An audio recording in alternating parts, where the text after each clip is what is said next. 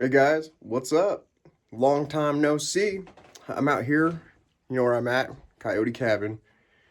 Came out here because I was applying for deer tags on my phone, of course, and I fat fingered a mountain lion tag into the bill somehow. So, yeah, I'm out here. There's been a ton of sightings right here near the cabin within rifle range of a mountain lion, cougar, catamount, whatever you want to call it.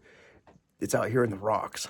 And obviously, as mountain lions operate, it's active around dusk and dawn. So I'm going to kind of walk around, use my binos and stuff, check it out. And you can see I'm actually looking out the cabin window right now. I got it open. It's a pretty toasty day up in here. I don't anticipate having any fires in the cabin. I just made a mountain house meal. Sorry I didn't film any of that. And I actually already walked up the road a little bit right when I got here. That way I could check it out and just look for signs, any paw prints, just fresh kills and things of that nature. But what I did find is here on the door, we got some notes. So April 12th, that is just a couple days ago. You see today's the 16th, so that's 4 days ago. Someone was up here and they describe it right up at the mouth of the canyon. And that's right there on these rocks. I mean, that's like a 2-minute walk or something, you know what I mean? 3-minute walk to get over there. And apparently it's pretty big and it's harassed a couple people. We've got some other notes saying that people have been stuck in the cabin because they don't want to go out because it's so close that they're afraid it's going to attack them. So maybe it was just luck of the draw. Maybe it was the gods telling me I need to come out here and be prepared for a mountain lion encounter by accidentally gifting me that tag. Well, I paid for it. So anyway, I'm gonna hang out for a while. You can see the clock behind me. It's 15:11 right now. I'm gonna go and kind of just chill out. I might go try to gather some wood. I ain't trying to walk up the mountain right now because the brush is super thick. And with that thing being out here, I'm not looking forward to encountering it. I didn't actually plan on shooting anything today, but with me I do have my Arsenal Sam 7 AK and a Springfield Echelon with me on my hip. So, and we'll see how it goes. And you know me, I've always got a bunch of Tops knives with me. So, machetes and all their stuff. I love Tops. One of the best companies out there. I quit carrying Essie just because their sheaths, they come loose real easy. They wear out, and I was wiping water off of one. You see the lump in my finger. I ended up just slicing the crap out of my fingertip a couple weeks back. Had to go get stitches because I was wiping water off the handle of it. Didn't want it to rust. I stripped the coating off, and their carbon steel just rusts like no other. And that thing just popped right out of their plastic sheath, and it just laced me open almost to the bone and nicked the nerve, and the fingertip is a little bit numb still. It's been about 6 weeks, and I've still got numbness in my fingertip. But that being said, let's get on to the trip. We're going to get out here and, like I said, just maybe start a fire, some general camp and stuff. This isn't going to be too exciting of an adventure. I am alone out here in Coyote Canyon, literally coming out here to check for signs of mountain lions. So if I see one and I end up shooting it, well, that's what it is. But if I don't see one, that's also what it is. I really do not anticipate seeing one. I don't have any dogs. I don't have access to dogs.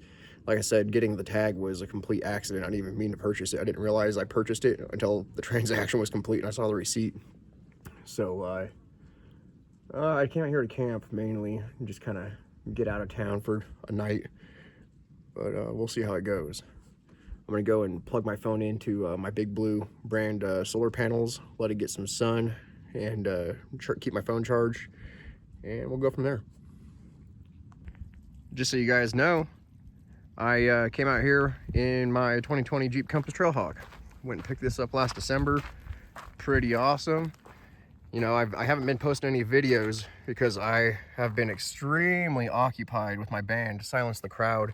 We were formerly Hypnotic Death, and you know, music, being a musician, and now being a father to a 1.5-year-old baby, it it gets time consuming. Having to do all that and work a full-time job, I don't get to spend nearly as much time out in the woods.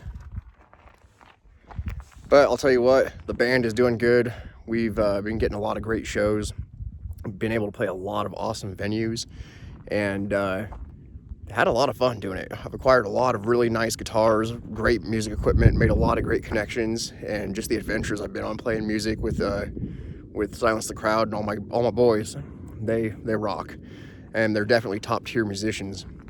And I don't know if I can ever consider myself a top tier musician compared to them.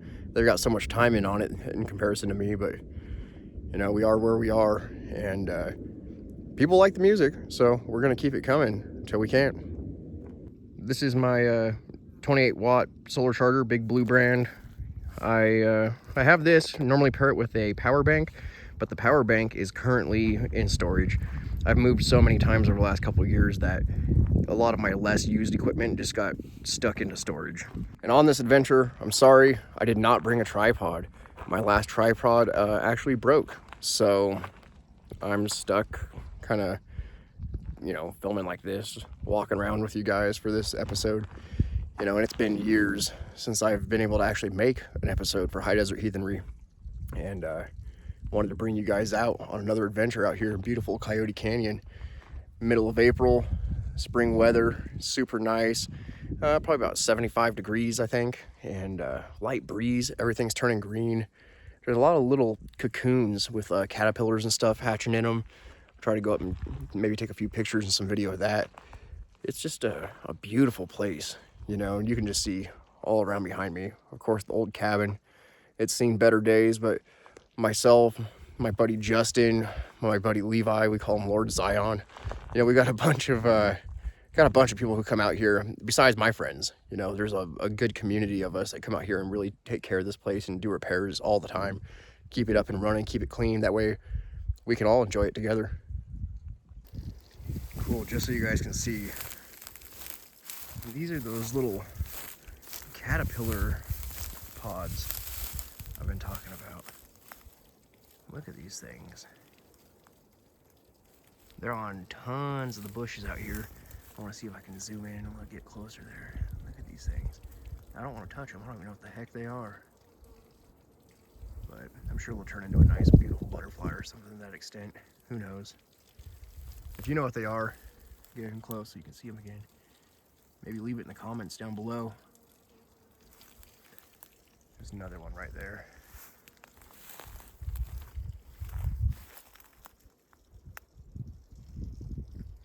I'm always looking down in here now too. Ugh, just waiting to see something peeking up at me.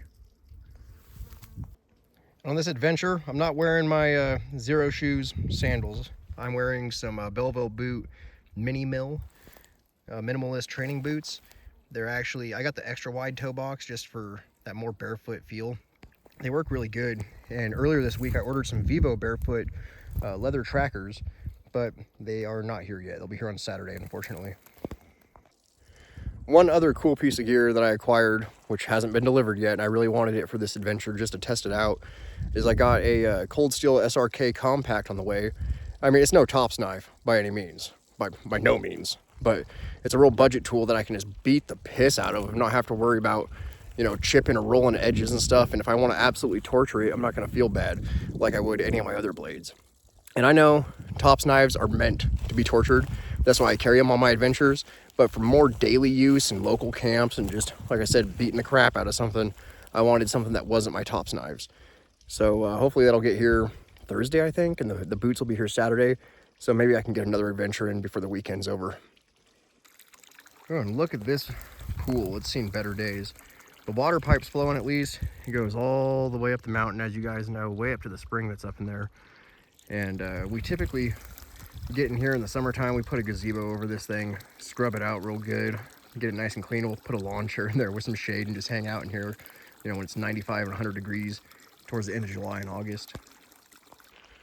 So I'm going to check back in with you guys here in a little while. Like I said, I'm going to plug the phone in, let it get some solar charging going on, and I'll probably go off and collect a little bit of wood. I don't have a tripod to set up on this adventure, otherwise I'd film some of that, but we'll see how it goes. Like I said, I'm also a little bit on edge being out here alone and knowing that multiple logs within the last couple weeks, even the last couple days, have been posted saying that there is a large cat right here. So I just gotta watch my six and make sure I'm not kitty food by the end of this adventure. All right, guys, check it out. Here I got a couple of my blades that I brought along with me. I have one of my EDC blades. It's pretty darn cheap. Right here is a VV Mini Praxis with G10 handles, D2 tool steel blade. It's a pretty decent blade. You know, I like to use it for, you know, just my everyday kind of nonsense. And right now I'm carrying my Eberly stock bando bag, the XL version. I'm not carrying my gun in it necessarily because I have it on my hip. So I'm just using it for all sorts of other stuff. I've just been keeping that in there, but I thought I'd show it to you. Sweet little blade. I'm sure you've seen it a million times from other videos. Not going to go into detail on it. And then with this, I've got Victorinox Ranger Grip 77. Now this thing is pimping. You know, I was really questioning it after looking at it. I initially thought, man, that kind of looks ugly. But getting it in my hand, this is super, super functional. And I really like the idea of having this because it's basically a big version of the Victorinox Hiker. So the Victorinox Hiker is what I use as like my EDC kind of backup blade because it's got a little saw in it. It's got, you know, the flathead screwdriver, the can opener. This is the bottle lifter in it. And the biggest thing is, well, at least on this model, this is a button. You can press that. I got to do it one-handed with no tripod, but you can close it that way. One-hand opening on this, whereas the Hiker is a two-handed opener. But this also has the saw in it, and you can see the tip right there where my pinky's touching. So I like to utilize this for just bushcraft, pocket carry, you know. I always put a little dangler on here just as an ornamental thing more than any kind of functional purpose, you know. But then, of course, I've always got my Tops Fieldcraft knife by Brothers of Bushcraft. Love this thing, 1095 carbon. It's got a bow drill notch in it. Pretty sweet. Starting, you know, it's got a natural kind of a patina on it. Some speckles. That's actually from a paper towel that has some vinegar on it. And it left that etched mark in the blade. But I have beat the crap out of this knife. And it just keeps asking for more. Never had an issue with it. Never will have an issue with it. It's Tops, right? And then this is what I've been using to harvest wood. I do have the full-size machete. This is, what is this? The .170. Really like this a lot. It fits in the hand good. It's not like a unwieldy blade. It's got a nice finger choil on it. That way where you can, you know, do a little bit finer work. I like it out here because you can see there's no giant trees. There is some brush and like sagebrush and stuff like that. Small stuff like this to chop down and split up. And I really like using this for that. There's not much need out here for an axe. Unless you're doing a heavier base camp. You're somewhere in the woods, you know, with stumps like that or something. But this particular machete for just sticking, you know, the water bottle holder strapped on the side of the backpack, putting it in a backpack, whatever you're going to do. 1095 carbon steel, you know, it's good. It'll flow, it'll throw sparks if you scrape some of this coating off the back of it. But yeah, it's just been a great chopper. I have no complaints from any of the things that Tops has ever made. Really solid tool. So for today, what I'm actually going to do is I've got, it's a little bit of nonsense in there. Don't mind my orange peels. That's obviously not too flammable. But I'm going to use this, and I hardly ever use this thing except for like slicing apples. So I'm going to make a little pile of fluff, get some sparks going with that. And to strike the sparks off the ferro rod, I'm actually going to use the back of this saw. And still, I'm going to wait a little while. You can see it's pretty darn sunny out here still. Pretty warm, and there's actually a slight breeze. You can't really hear it or feel it just because of where I'm sitting, but I'm kind of concerned that the wind is going to pick up and maybe blow some embers somewhere I don't want them to. And look at this. It is just a tinderbox waiting to go up. It looks really lush, but there's so much dead pine out here. It's like a pure forest of fat wood just ready to go up in flames, especially with all this dead grass and everything everywhere. So we'll just give it a little bit and then get going on that. So one of the things I'm really happy with is this Eberly stock XL bando bag. Inside of here, I typically have a Vertex Tactigami holster, which I put my Springfield Echelon in because I have a Streamlight TLR7 HL on there. And right now, I'm on this one, I'm just using a Holosun 407C, pretty cheap optic on there, because I was carrying a Glock 19 that was heavily modified, but that particular weapon, I ended up investing like $3,000 into my total carry after I rebuilt the gun a billion times, it seemed like, to get it exactly how I wanted to. And it works great. It is a tack driver. I use a, sorry about my hands, I have to keep tapping the screen and keep shutting off. But like I say, in the Glock 19 is a tack driver. I use a Trijicon RMR Type 2 on there and everything. And it's just amazing. Love that gun, but if I ever had to use it in a self-defense situation, there's a likelihood I'll never get that gun back, and then I'm out on a $3,000 build. Whereas with my Springfield Echelon here, with the holsters, with 2 holsters, this is a full-size gun.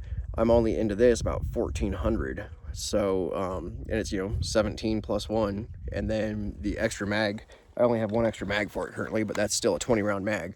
So, really good gun. And this thing is also a tack driver. Right out of the box, I didn't feel like I needed to modify it in any kind of way. It was sufficient for my needs, especially for being out here, or daily carry, even concealed carry for like appendix carry. I really love that. But yeah, I just want to give you a little rundown on my gear. Like I said, I've got a Arsenal SAM 7. It's actually a SAM 7K, so it's the pistol version. It's kind of like a crank, and I have a folding arm brace on it. I use that for when I go backpacking a lot, in areas like this where I'm concerned that I might run into a bigger game animal that could be aggressive. And not that a 9mm wouldn't stop a mountain lion, because it absolutely will. I know people hunt them with like 22 magnums and stuff. But that's also after they've chased it up a tree with a pack of hounds. So you're pretty darn close. If it's, at a decent range, I want to be able to get it with accuracy.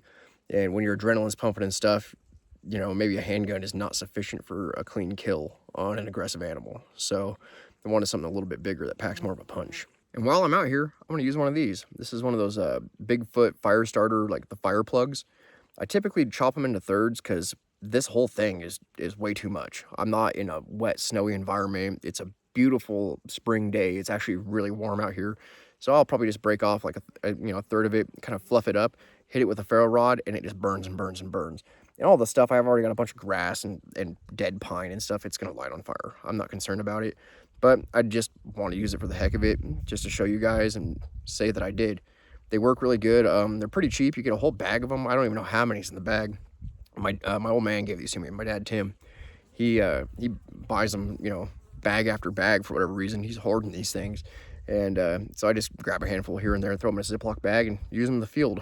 A lot of times I use them back home out by Sheckler Reservoir because it's really swampy out there, a lot of marshlands, and a lot of the wood is either kind of green and wet because it's Russian olive, or it's just saturated with swamp water. And if you can get it to dry out enough and, it's still kind of smoky, just throw a whole one of these in there after you fluff it up, and it'll help light that fire up pretty darn good. And here in a little while, I'm probably going to make some coffee. I got some Pete's coffee. It's the off-grid blend. I'm probably, I don't know, I shouldn't say probably, but I'd like to use my fire maple flat pack stove. It's kind of one of the bigger models, and I have a fire maple kettle. You just sit on there and boil the water. But at the same time, I just don't want to take the time to set it up, get it all dirty, clean it out and everything, when I actually have a can of mixed fuel here with a small burner, and I have an Esbit little kit, and it all fits together. I can just boil the water in there and make myself like 1 or 2 cups of coffee and be happy with it.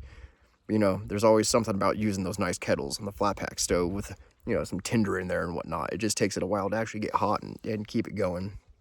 And that's where I always struggle. It's like, do I want the cool bushcraft thing, or do I want the super simple ultralight backpacker version? I'm probably going to go with that just because I'm not trying to build fire right now as it is, and coffee just sounds great because I'm out here alone and not really doing anything. I'm just kind of sitting in the shade because if I go out in the sun, I start sweating. It's only April, but out here in Nevada, it's still in the 70s. And after coming out of freezing weather for the last couple months, 70s feels like summertime to me. So let's make some coffee. So you can see, this is what I was talking about. Just a simple little burner. I don't even think it's branded. This is just some knockoff burner of a nicer one. But I've got my Esbit kit. Got the little orange kit for the burner. Over here, just in case I wanted to use it, I've got my Self-Reliance Outfitters stuff, a spoon that I carved, and then I've got the canoe spoon from Uberleben, a chunk of fat wood, some pine in there, and I got the cutting board in here from Self-Reliance Outfitters as well with the logo on it. Works great. You can see I've got some meat juice on there from my last adventure that I failed to scrub off of it, but big deal. I'm actually not even going to use that this trip because I didn't bring any fresh goods to be cooked. So it is what it is.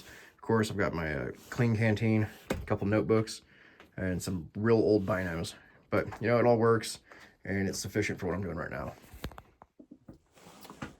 All right. You know, oh, here's this. Just so you can take a peek. Like I was saying, the Sam 7K with a single point sling is definitely sufficient at stopping a cat. Not that a 9mm isn't at close range, but like I said, that's more effective, give me better accuracy. And the likelihood that I'm even going to see a cat out here, the fact that these other people have seen a cat out here blows my mind, because I've been coming to this place, frequenting this place, like frequently throughout the year, but I've been doing it for 20 years, coming to this exact location. The first time I came here, I was 13 years old. Now I'm 33. And not once have I ever actually ran into a cat. So, you know, knock on wood, knock on 200-year-old wood. It's, you know, we'll see if it ever happens, but I'm not worried. But just in case, let's shut the door, you know.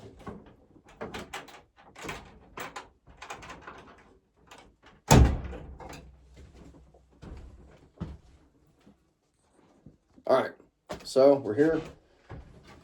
Brought our good old microplastic filled water.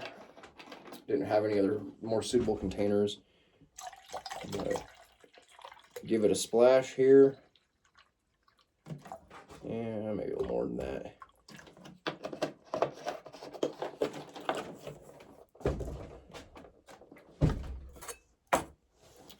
And I'll use this little beast right here. It actually works splendidly. What you do, it's got a little piezo starter on it. So just get it going where you can hear it hiss. I don't know if you'll be able to actually hear it hiss. Boom, there we go. And the one thing about everything in this cabin is that it's so old, it just does not work right. You know what I mean? Like, it's tilted, I should say that. It works fine. But I want to make sure I'm not tipping this shit over. Oh, excuse my language. Tipping this stuff over. So, come back in a few minutes. That'll be boiled. And then inside my little igloo backpack, which is pretty awesome, I got my good old spoon here, metal Uko spoon. This is the coffee I was talking about. It's pretty tasty. It's medium roast. I'm normally actually a light roast guy. I like light roast because it's got more caffeine typically in the coffee than a dark roast does. And I don't put cream in my coffee. So I find that when I drink a dark roast, it's just so dark and acidic that it kind of gives me heartburn. Whereas a light roast doesn't. I can actually enjoy the flavor of the black straight coffee better. But medium roast is also a great go-to for me. It just depends on, I guess, the blend or whatever, however they roast it or whatever they put in it to make it the way it is. But yeah, catch you here in a few after that boils and we'll make some coffee.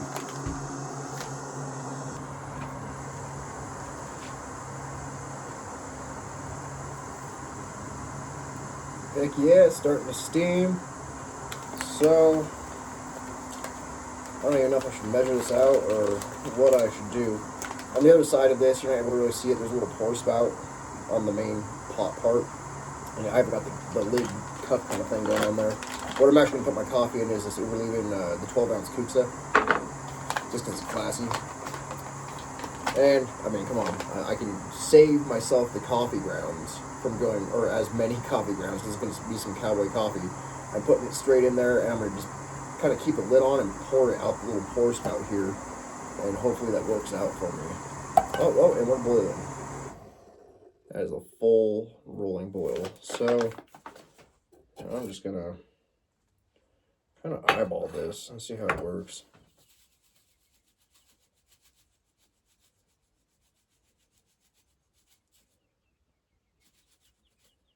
You know what my dad would say? Good enough for the girls I go out with. We'll just let that kind of sit in there and chill out. Oh yeah, it looks good. Good and frothy, nice brown foam on it. It's going to be strong enough to make me grow some hair on my bald head. So, it's all right. Oh yeah, it'll be good. Let that sit for just a minute. So, while this coffee cools down, I'm gonna do this too, because I'm gonna add some more water to it after it cools. There we go. That way I don't have like, coffee tea. Gosh, that's the worst. I do that every day over at Justin's house. I just moved in with Justin, and you've seen him before, I'm sure, in a couple videos. Him at his tiny house and stuff. And I moved into the main house with him, and he's got a pour over coffee maker, and I'm always not adding enough grounds. So I'm like, man, this looks great, and I gotta drink it. It's like watered down coffee tea, and it's always disappointing. Don't be like me. Learn how to make your coffee correctly and make it strong, right? But what I'm gonna do here, I'm gonna let that steep for a little bit, and I'm actually gonna use the binos, and I'm gonna look out here over the rocks, try to see if I can see any movement, and just keep an eye out for the cats, and maybe some bighorn sheep and other things. That kind of stuff's out here. It's pretty awesome. All right, so you can see it's kind of like afternoon sun, but as the shadows move in here, that kind of means dusk to me. So, what time is it? Let me look at my watch real quick. It's 5 p.m. 5 p.m. exactly. All right, so got a little bit of daylight left, but that means I'm going to be watching for movement. While I do have some daylight left, I have to move my solar panels over here to the back of the Jeep right here, and then charge my phone some more, because if I want to keep filming and talking to you guys, I need to keep this thing juiced. I've only got about half my battery left already. iPhone problems. But with that being said, I'm going to sit here, chill, and sip some coffee and let it get a little bit darker. I had to throw this jacket on because actually I've been talking about it being hot all day, and the sun's cooking hot, but this breeze coming through the mountains is kind of chilly. You know how it is. But I'm going to let this get some charge to it, and then I'll probably have to wrap up the video here in the evening with a campfire, talk to you guys a little bit longer, and then we'll head out tomorrow morning. All right, guys, check this out. So it is getting a bit darker. You can see I'm in the shadow of the mountain now. So check this out. I'm wearing this field jacket. Found this as a thrift find for 20 bucks, and it's like in mint condition. It just doesn't have the liner, but I have a Eberly stock down jacket I can put underneath here, as well as like a billion other layers. I mean, I'm not worried about it.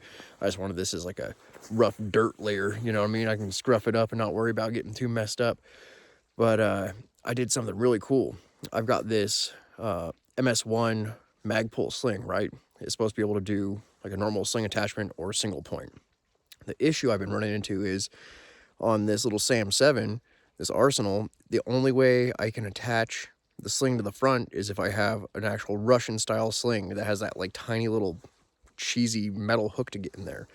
So what I've got now is I realized this handguard is perfect for me to wrap paracord around it. So I just did a single overhand knot to make a loop, and then I tied a square knot with 2 little stop knots. Super primitive.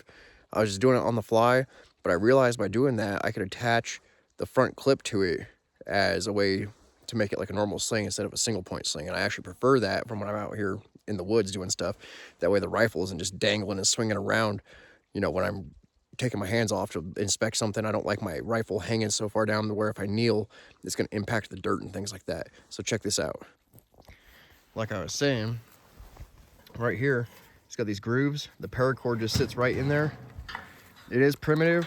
Like I was saying, I got the square knot with just 2 stop knots holding it in place. That's just temporary until I find out a better solution for this. But I was able to attach this and run it like a normal sling.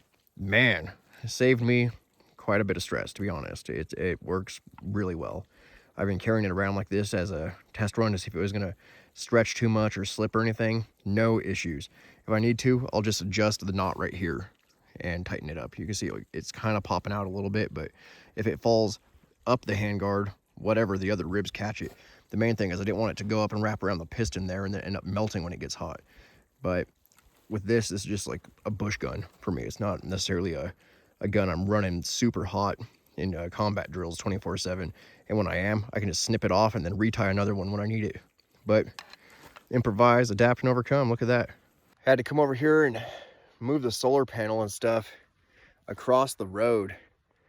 I'm gonna leave my phone here plugged in for a little bit. I'm only at 50% battery, and I want to be able to film into the evening and then a little bit tomorrow morning as well without having to recharge into the Jeep or anything like that. So I'll leave this plugged in for a while until it gets a little darker, and then it'll honestly maybe be a little unsafe for me venturing out away from the camp out here into the rocks. So I'm gonna leave this here for a little bit, and then I'll come back when it gets a little darker and it's just not worth leaving the solar panel out. Okay, I'm back. Just retrieved the phone and the solar panel. Yeah, gonna go back. Just made some coffee, sat it on the little chair by the campfire pit outside over there. And I'll show you where I'm standing here. Hold on. See, I walked all the way over here across the road, away from the cabin. The road comes around, circles up through a little half-ass creek. It's mainly from snow melt. There is a spring all the way back up there in the mountain, but it doesn't actually really fill up until there's snow melt to kind of help fill it up. And you can see these little white pods right there. I'll zoom in because I'm trying to walk over there. There's more of those little caterpillars busting a move, doing their thing. Got I saw some thistles growing right there, starting to come up. Springtime's awesome, man. A lot of the flowers and stuff out here smell super fragrant, especially down right there around the creek. And then I noticed right over here, I'll hike on over and take a peek. They almost look way more fluorescent pink than red, but we got Indian paintbrush. Look at that. Just a beautiful flower. And these things, this stuff blooms everywhere out here. It'll be all up and down the road as we get further into the season. And just a beautiful area. One of my favorite places. Like I said, I've been going here for 20 years now, and I've seen it just change from season to season, year to year. And it's like the vegetation is finally kind of reclaiming the entire environment. It's just growing thicker and thicker as the years go by, which is beautiful, but equally as much it's a fire hazard, because as it grows, some of it dies, and it's all pine and sagebrush and grass, so it'll go up like a tinderbox if it's not managed. So luckily, me and the other hillbillies who come out here, we take care of it, try to keep it and preserve it and make it beautiful, make it enjoyable for the rest of the people who want to adventure. All right, boys and girls, let's get the fire started, huh? About time. It's finally, the whole canyon's in shadow. I mean, it's not really that dark, but I'm gonna hang out by the fire just for a little while, keep it real small. Probably have to go gather some more wood just from the surrounding areas to keep it going until it gets dark enough that I actually want to go into the cabin and chill out with a lantern or something. And hopefully there's enough lamp oil. I didn't actually think about that, but whatever, that's how it goes. Okay, as promised, I'm gonna use the ferro rod and the Bigfoot fire starters fire plug. This thing, it's like cheating. Come on now, we all know it. But I never really get to use them, so, and I've never used one on video, for you guys. So I'll chop it in half this time. I'm not gonna waste the whole thing. I've got a bunch of dry grass and tinder, little pine branches, all the accoutrement to make this fire go. So let's get started.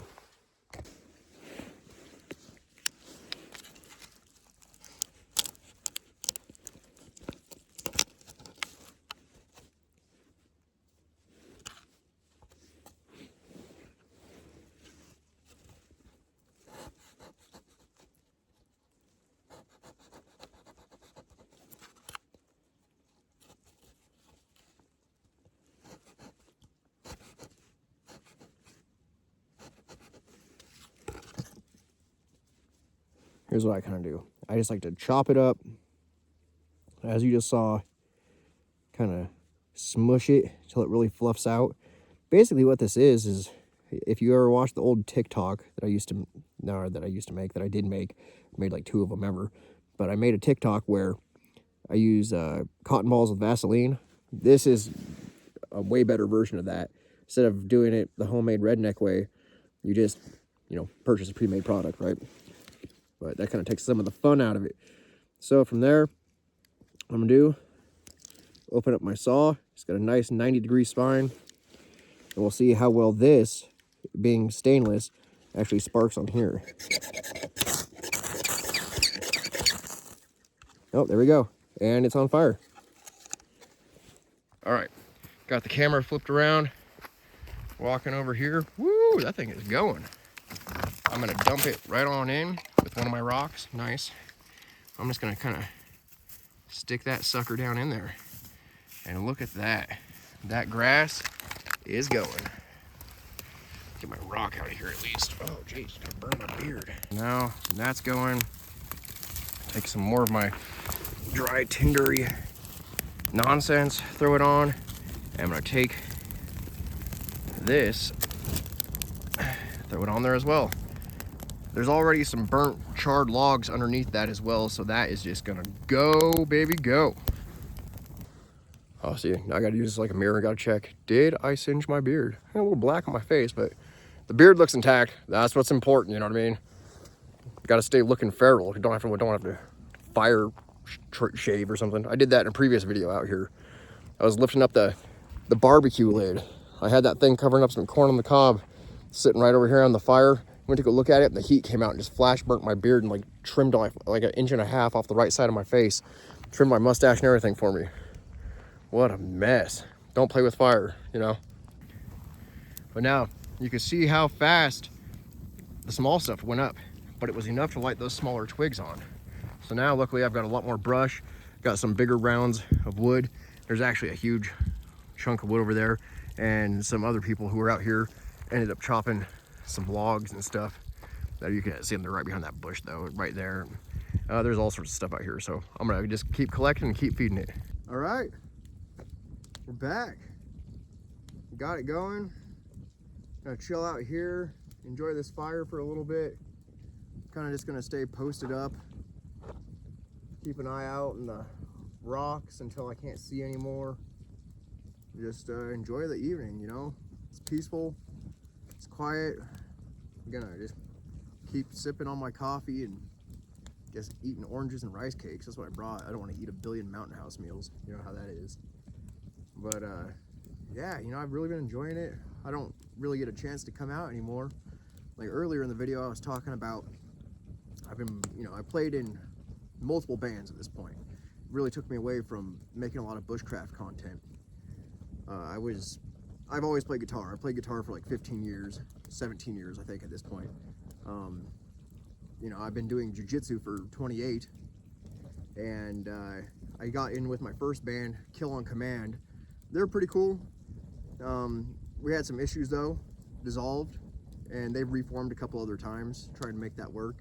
I ended up joining up with a band called Hypnotic Death out of Dayton, Nevada, and those guys were absolutely badass. You know, it was almost a little intimidating to go from an entry-level band, in my opinion, kind of starting out, and just jump into one of the top dog bands in the area. And I never thought I was good enough, but they apparently did think I was good enough. So I joined in with them, and shortly after that, one of our guitar players had some issues in his personal life, and he decided to step away from making music in a band for a while. So we came to that turning point, like, do we just stop, or do we keep going? What ended up happening is we reformed, we became Silence the Crowd. Now as Silence the Crowd, I believe musically we have ascended far beyond what Hypnotic Death was capable of doing, and our overall sound and everything that we've got going on is phenomenal. We played a lot of shows. We played at Black Bomb Metal Fest in Sonora, California. We've been playing all over Nevada, played with a lot of big bands, small bands, in between, you name it. And on top of it, my drummer, Jason Selesky, and his wife, Genevieve, they host Pigfest Music Festival every year.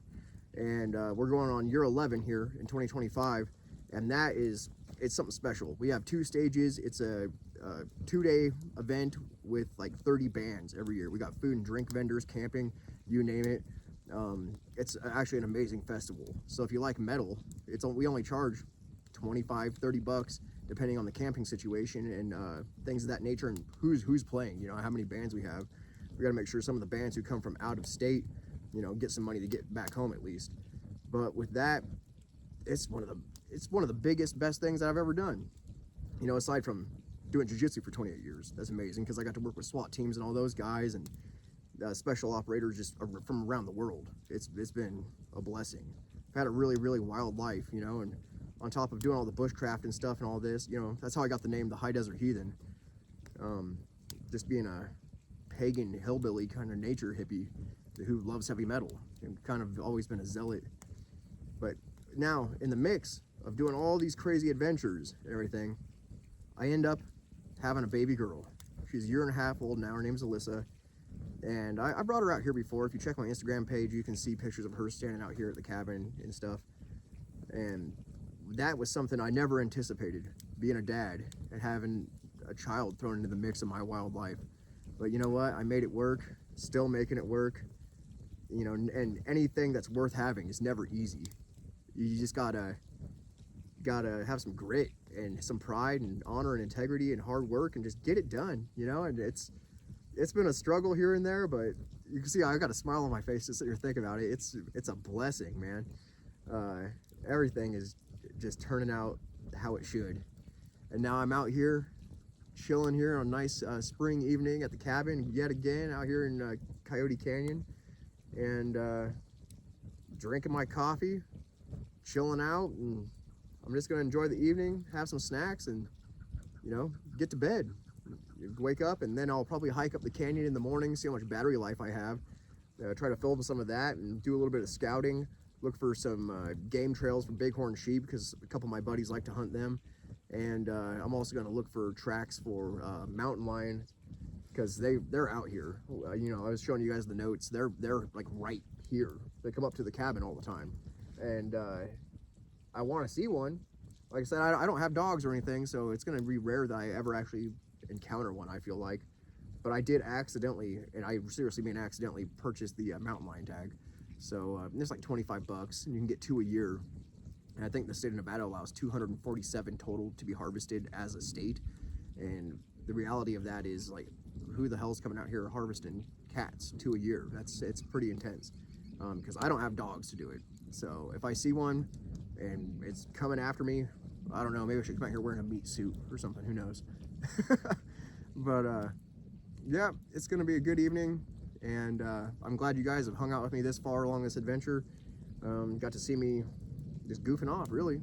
This isn't necessarily a hardcore bushcraft channel or any of that. It's just outdoors adventure, you know. It's about going out and then just enjoying life, and camping and fishing, hunting, bushcraft when I can. You know, we don't have a lot of trees and stuff to actually bushcraft like some of the guys do back in Ohio, like Corporal's Corner and Dave Canterbury and all these other guys.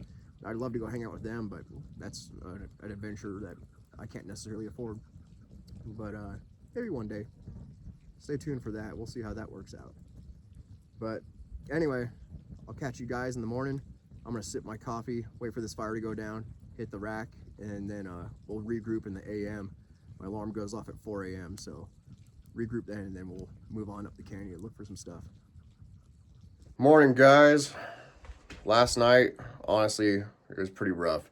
Started raining. The wind was just rattling this place. I kept hearing wood crunching out back, and I was thinking, man, is that something walking out there? And it's really thick brush, so I don't know if anything was actually walking out there, but I went back and I stepped on some of the boards, and the only way I could replicate the sound was by my body weight crushing the wood and the boards that's back there. So I don't know. That's all is what I can say. I don't know. But I haven't really seen any tracks or anything. I'm actually not going to be walking around. I was uplinked to satellite with the new iPhone update. Got some text messages, and I'm going to have to head back home earlier than I wanted to. Maybe by about, what time is it? Like 3 hours? Yeah, 3 or 4 hours early. Is what it is. Got to go home and take care of the family and do some stuff, right? That's how life goes. But I did make sure, put my log in here, and I'm going to go through real quick, do an extra good sweep on the inside of this cabin here, as I always do. You know, we always try to keep it extra clean and do a little bit extra before we leave, so that way the next person can kind of pick up where you left off, and it has a snowball effect of cleanliness and productivity here. But yeah, and then I'll show you right out here. I had my phone died last night, so I'll show you right here. I've got the solar panel set up on this barbecue, and it actually charged my phone to about 50% in the last 20 minutes or so. Pretty cool. Yeah, right there on the barbecue had it set up. So I'll take you on a little tour, walk on out real quick. Not that you haven't seen this place 1,000 times.